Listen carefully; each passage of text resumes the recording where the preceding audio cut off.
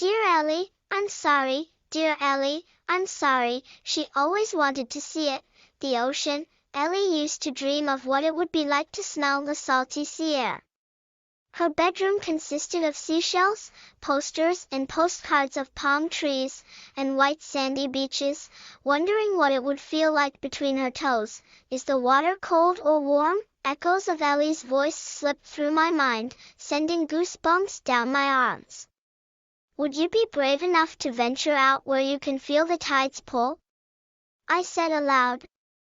Remembering all of her late-night rambling, I exhaled, drumming my fingers against the steering wheel, listening to the seagulls yelling at one another, the one true sign the end of the land was near.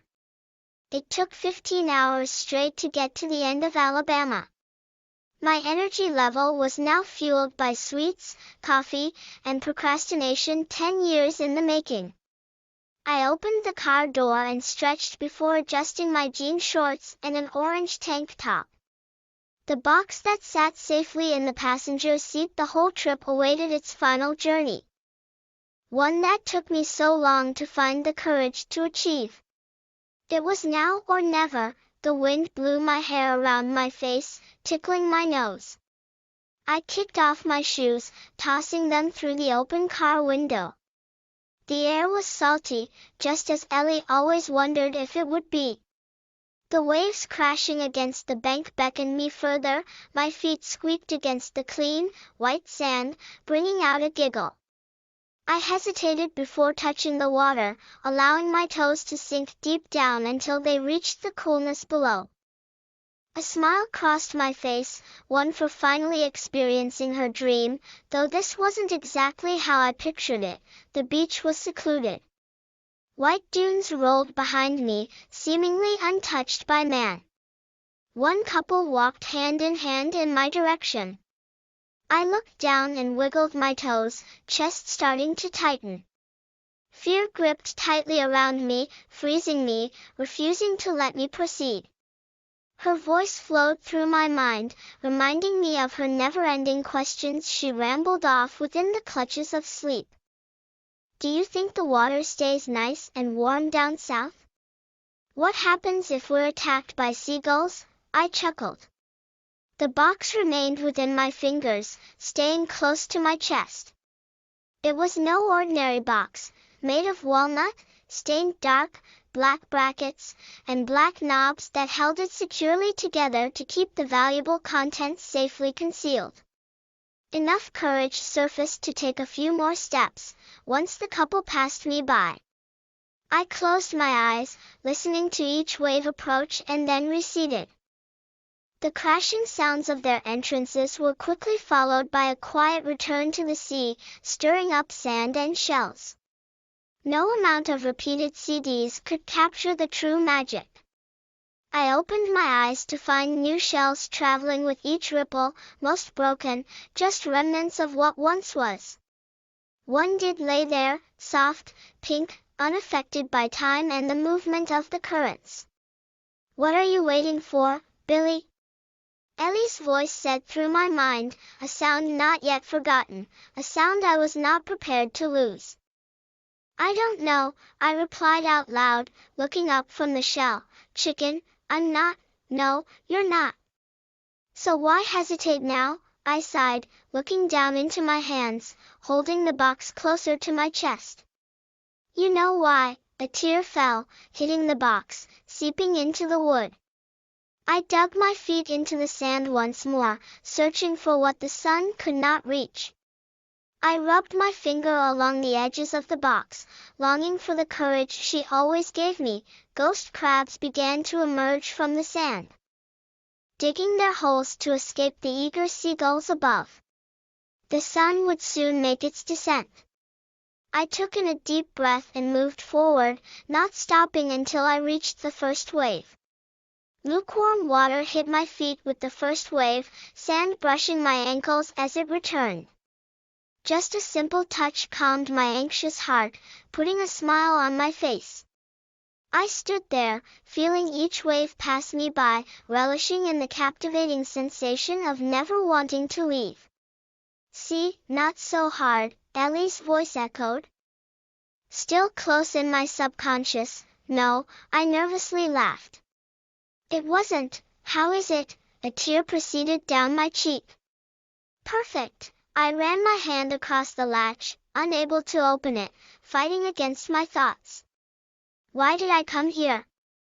Why did I think I could do this now? Maybe I should go back, try again another time, later, much later. 10 years wasn't enough. I can't. I shouted into the wind, turning to head back to the car. Billy, I stopped outside of the waves. Jaw tightening, trying to hold back a scream.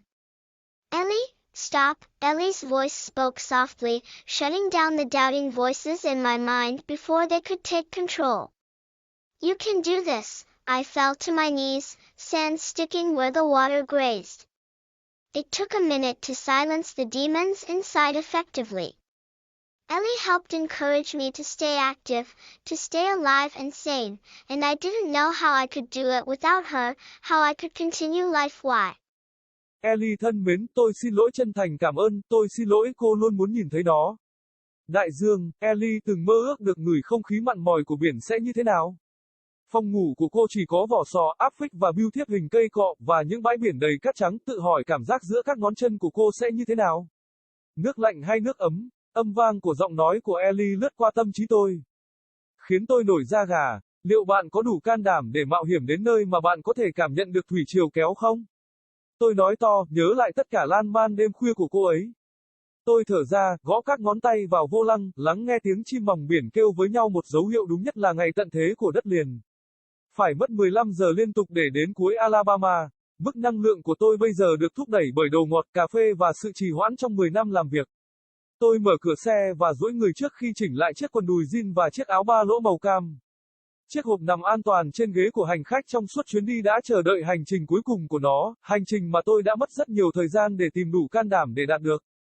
Đó là ngay bây giờ hoặc không bao giờ. Gió hất tóc quanh mặt, nhột nhột sống mũi. Tôi cởi giày, ném qua cửa sổ ô tô đang mở. Không khí mặn nồng, đúng như Elly luôn băn khoăn, không biết có phải vậy không? Những con sóng vỗ vào bờ vẫy gọi tôi xa hơn, chân tôi khuỵu xuống bãi cát trắng, sạch bật ra tiếng cười khúc khích.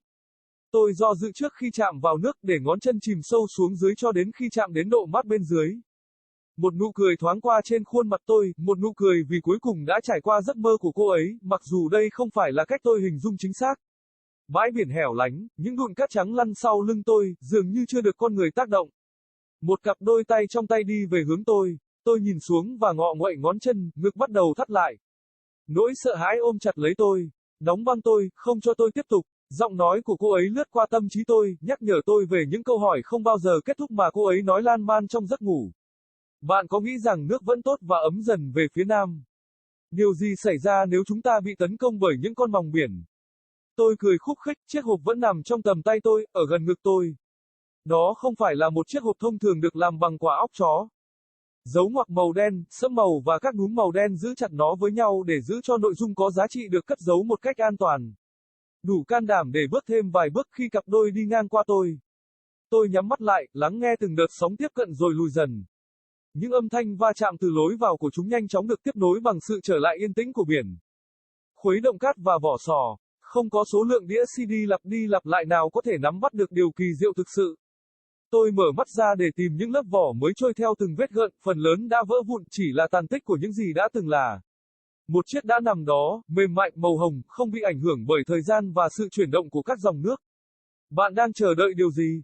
Billy, giọng của Elly nói qua tâm trí tôi, một âm thanh vẫn chưa bị quên, một âm thanh mà tôi không chuẩn bị để đánh mất. Tôi không biết, tôi trả lời thành tiếng, nhìn lên khỏi vỏ. Gà, tôi không, bạn không phải vậy. Vậy còn chần chừ gì nữa bây giờ? Tôi thở dài, nhìn xuống tay mình, ôm chiếc hộp vào gần ngực. Bạn biết tại sao mà, một giọt nước mắt rơi xuống, đập vào hộp, thấm vào gỗ. Tôi lại dìm chân mình xuống cát tìm kiếm thứ mà mặt trời không thể chiếu tới.